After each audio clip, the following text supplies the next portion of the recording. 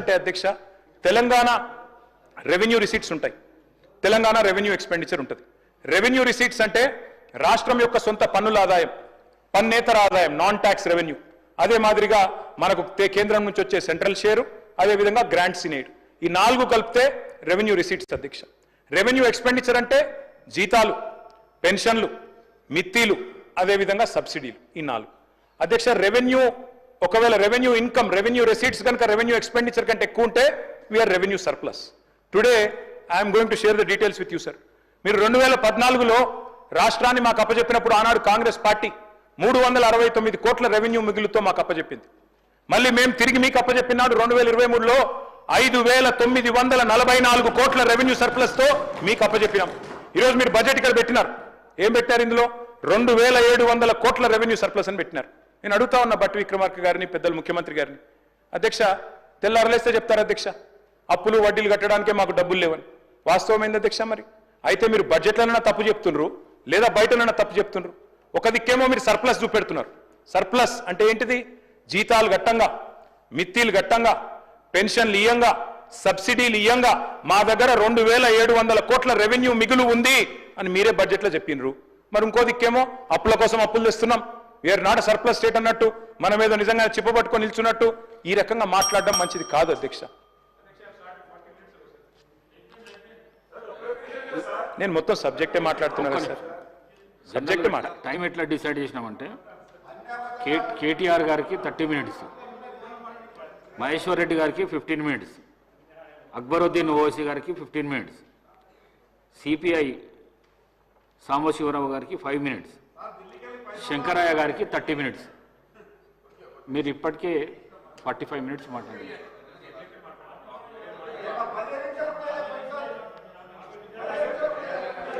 దయచేసి మరొక 45 నిమిషాలు ఇవ్వండి, నేను కంప్లీట్ చేస్తాను సార్. ఎందుకంటే నేను సబ్జెక్టే మాట్లాడుతున్న తప్ప వేరే విమర్శ కూడా చేస్తలేను సార్. సార్ స్పీకర్ సార్, నాడు రాష్ట్రం ఏర్పడ్డ నాడు సగటు ఆదాయం నెలకి 3,500 కోట్లు. మన ముఖ్యమంత్రి గారు చెప్పినారు నెలకు సగటు ఆదాయం ఈరోజు 18,000 కోట్లు. మరి పెరిగిందా సార్, తగ్గిందా తెలంగాణ? అంటే అధ్యక్ష ఎందుకు చెప్తున్నా ఇదంతా అంటే, మీరే బడ్జెట్లో ఒక మాట చెప్తారు, మీరే బయట ఇంకో మాట చెప్తారు.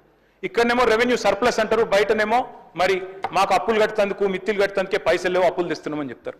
ఇంకోది అధ్యక్ష మీరే సోషియో ఎకనామిక్ అవుట్లుక్లో చెప్పినారు కమిటెడ్ ఎక్స్పెండిచర్. కమిటెడ్ ఎక్స్పెండిచర్ అంటే ఏంది సార్? మీరు అప్పులు, వడ్డీలు, జీతాలు, పెన్షన్, ఈ 4 కలిపి కమిటెడ్ ఎక్స్పెండిచర్. రూపాయికి 47 పైసలు మాత్రమే కమిటెడ్ ఎక్స్పెండిచర్ అని మీరే చెప్పినారు, బుక్లో చూసుకోండి సోషియో ఎకనామిక్ అవుట్లుక్లో.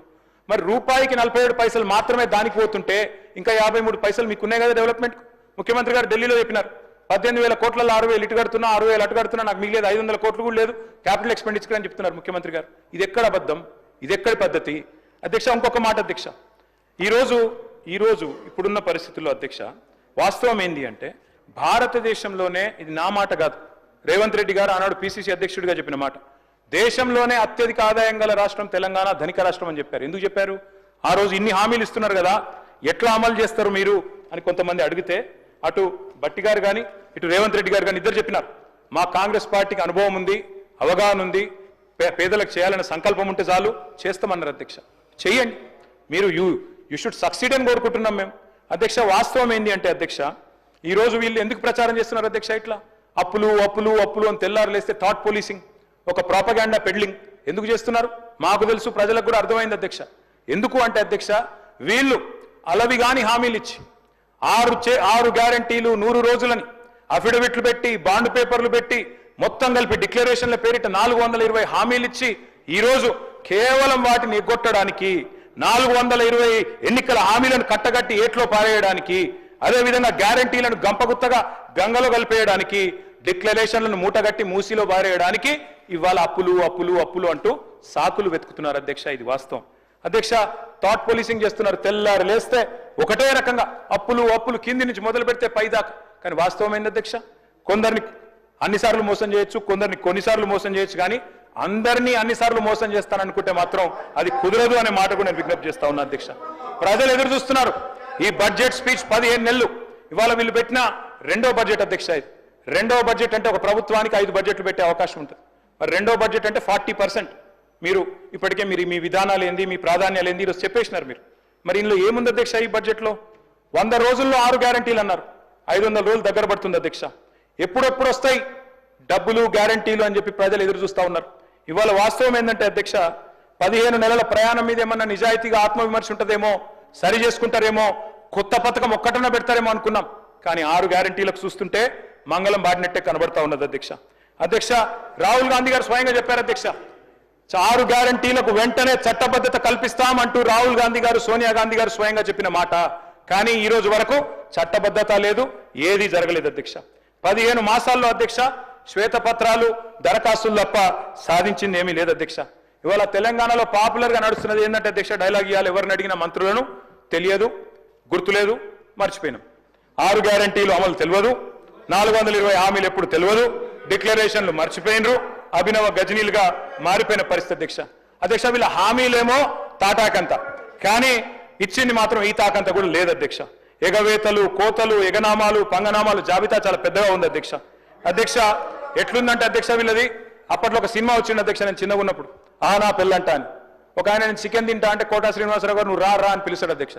పిలిచి ఆయనతో ఏం చేస్తాడు అధ్యక్ష, కారపు మెతుకులు పెట్టి ముంగట కోటిని కట్టేస్తాడు అధ్యక్ష, గిదే తిను అని. గట్లే ఉంది అధ్యక్ష వీళ్ళు 6 గ్యారంటీలు, డిక్లరేషన్లు, 420 హామీలు. తప్పిన ప్రతి మాట అధ్యక్ష ప్రజల్లో మన మీద విశ్వాసాన్ని దెబ్బతీస్తుంది. బ్రోకెన్ ప్రామిసెస్ ఈరోడ్ ఫెయిత్ అధ్యక్ష. Sir, when leadership fails the entire system suffers.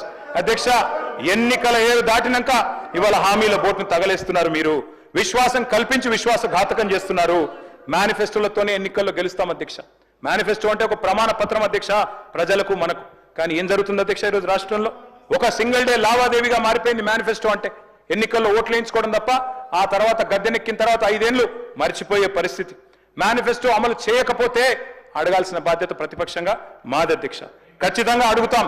మీరు అమలు చేయకపోతే చేసేదాకా వెంటబడతాం.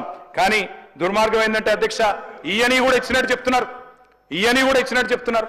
జాతీయ మీడియాలో, వేరే వేరే రాష్ట్రాల్లో ఆడబిడ్డలకు మహాలక్ష్మి పథకం ఆల్రెడీ చాలా అయిపోయింది, 90 లక్షల మందికి నెలకు 2500 రూపాయలు ఇస్తున్నామని చెప్పి వారి సోషల్ మీడియా కన్వీనరు, ఎంపీ గారు శ్రీప్రియ శ్రీనాటే గారు చెప్తా ఉన్నారు.